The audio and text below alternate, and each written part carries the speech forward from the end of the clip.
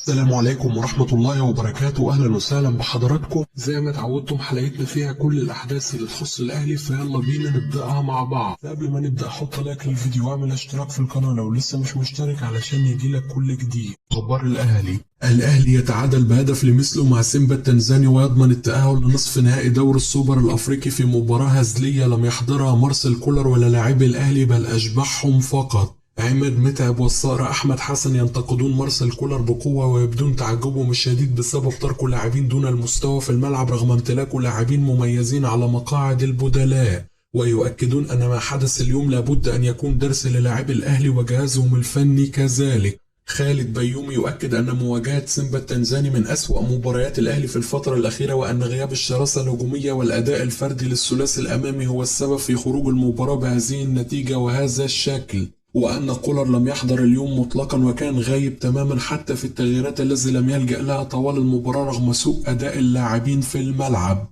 وائل جمعة ينتقد مارسيل كولر بقوة ويؤكد أن مباراة سيمبا هي أسوأ مباراة يديرها المدرب السويسري مع الفريق منذ توليه المهمة، وأن المدرب غامر بالفريق وكاد أن يكلفه الخروج من بطولة بسبب عدم قيامه بتغييرات لضبط إيقاع اللعب ووسط الملعب بعد سقوط أكثر من لاعب بدنيا في الشوط الثاني، وأيضا عدم تركيز بعض اللاعبين. ويطالب عبد المنعم بعدم التعالي على الكرة والتواضع بعد خطأ الساذج في الكرة التي عاتبه فيها الشناوي، ويطالب بإراحة علي معلول وعدم الدفع به إلا في مباريات معينة لتأثره بعامل السن.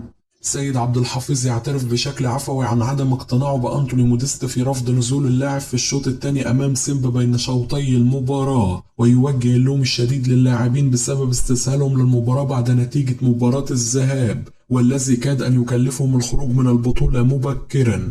عماد متعب يؤكد أن الشكل الذي ظهر به الأهلي أمام سيمبا التنزاني الذي لا يملك أي إمكانيات ينظر بالخطر قبل نصف نهائي دور السوبر الأفريقي رغم تأهل الفريق. حالة غضب كبيرة بين جماهير الأهلي على مواقع التواصل الاجتماعي بسبب الشكل والمستوى الذي ظهر به اللاعبين في المواجهة.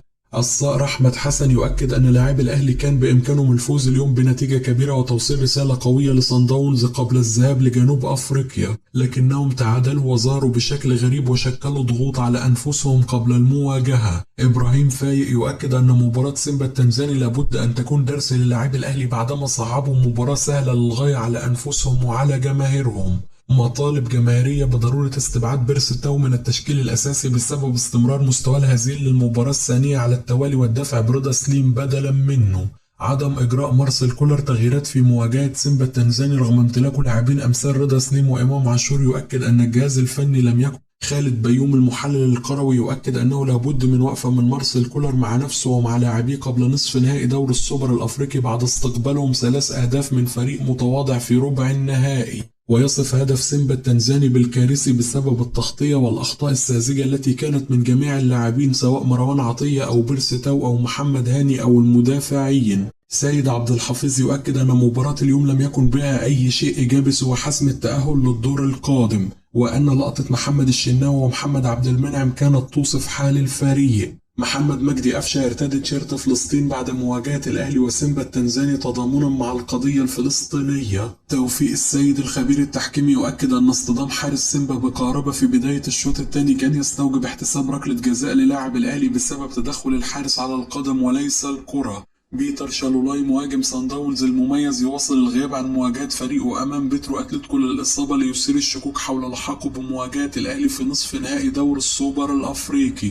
موتيبا مدافع صن داونز يتعرض لطرد في مواجهة فريقه أمام بيترو أتلتيكو ويسجل غياب عن مواجهة الذهاب بين الأهلي والفريق الجنوب أفريقي. شريف عبد المنعم يتهم بيرس تاو بتضييع مجهود زملائه بسبب مستواه الهزيل مؤخرا ويؤكد أن اللاعب الجنوب أفريقي يتعامل مع الفرص التي تأتي له برعونة شديدة، ويؤكد تعجبه الشديد من عدم دفع مارسيل كولر بإمام عاشور ورضا سليم في المواجهة. صعود الأهلي لنصف نهائي دور السوبر الأفريقي يؤكد أن خزينة النادي ستنتعش على الأقل من هذه البطولة ب1,700,000 دولار. مارسيل كولر يقرر منح اللاعبين راحة من التدريبات غدا واستئناف التدريبات صباح الخميس ومن ثم التوجه إلى جنوب أفريقيا لمواجهة صن داونز. رابطة الأندية تقرر تأجيل مباراة الأهلي وبلدية المحلة في الدوري بعد تأهل الفريق لنصف نهائي دور السوبر الأفريقي. مارسيل كولر بعد مواجهة سيمبا: سيطرنا على المباراة بشكل كامل وخلقنا فرص كثيرة في الشوط الأول والشوط الثاني كذلك، والمنافس لم يشكل أي خطورة ولم يصل لمرمانا سوى بسبب أخطاء من لاعبي الأهلي. والهدف الذي سجله نادي سيمبا جاء أثناء سقوط محمد هاني، وكان لابد أن يتم إخراج الكرة ولكن هذا لم يحدث، واللاعبين فقدوا التركيز في بعض أوقات المباراة وأخطأوا أخطاء كبيرة. لكن أرفض أن يقول أحد أن الأداء كان متراجع لأننا سيطرنا على المباراة بالطول والعرض، ولكن مشكلتنا اليوم هي إهدار الفرص، والتغييرات لم تتأخر، وفضلت عدم إجراء تغييرات لأن المباراة كانت حماسية وكان لابد من تسجيل أهداف. وإذا قمت بإجراء تبديل سيحتاج اللاعب الجديد لبعض الوقت من أجل الانسجام في اللقاء، وظروف المباراة لن تسمح بذلك. ليس طبيعي أن نفوز ب3 أو 4 أهداف في كل مباراة، وأجدد اعتراضي على جزئية الأداء. موديست كان مريض بشكل كبير وتواجد في المنزل وبعيد عن التدريبات لمدة 3 أيام، ولم يشارك سوى في مران الأمس، ولذلك لم أدفع به أساسيا اليوم ضد سيمبا. إمام عاشور لم يخوض أي تمرينة بنسبة 100% بسبب إصابته الأخيرة، وكثيرا ما أشاهده يقوم بالشكوى من قدمه بعد الإصابة التي تعرض لها أمام الإسماعيلي، وسيخضع لفحص طبي جديد لمعرفة السبب. وغير مقبول أن يخوض اللاعب تمرينة بنسبة 50% ويلعب في المباراة أساسيا، وأنا لن أجازف بأي لاعب إلا لو كان جاهز تماما حتى لا تحدث انتكاسات جديدة. عادل عبد الرحمن: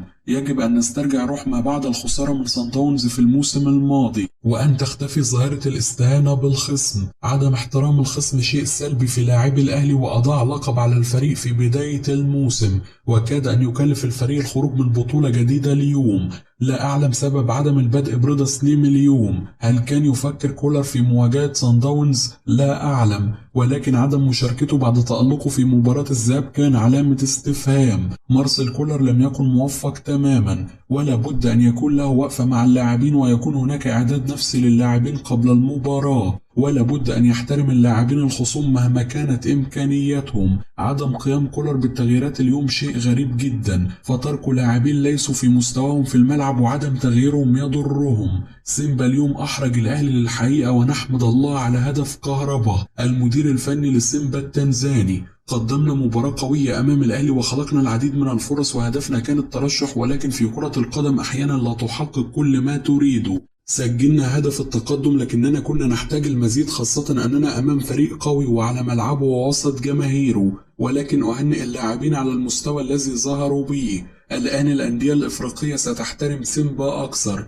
فما حدث وما قدمناه كان رائع، ولعبنا كرة مميزة وشاملة، والمستويات أصبحت متقاربة بين الأندية الإفريقية. أعتقد أن ما حدث كان جيد للكرة الإفريقية، وتعادلنا في ملعبنا وفي القاهرة، والأمور كانت متكافئة أمام النادي الأهلي. قائد سيمبا التنزاني: الأهلي فريق جيد جدا في قارة أفريقيا، ويجب أن نعترف بذلك بكل صراحة. لعبنا بصورة جيدة وتقدمنا في النتيجة، ولكن فقدنا التركيز بعض الوقت ونجحوا في تسجيل التعادل، وهذه هي كرة القدم، فأي فريق يمكنه التسجيل بأي وقت. ظهرنا بشكل جيد نعم، ولكن علينا أن نلعب بشكل أقوى في المرات القادمة للتقدم أكثر في البطولة. محمد الضو كريستو: الحمد لله على التأهل للدور القادم، ربما هناك حالة من عدم الرضا بسبب التعادل، ولكن التأهل هو الأهم. أنا جاهز للمشاركة في أي وقت وأتدرب بشكل جيد، وعندما يتم الدفع بي سأكون عند حسن الظن. صن داونز فريق كبير بكل تأكيد، لكننا الأهلي وسنلعب كما هو الحال دائما من أجل الفوز والتأهل.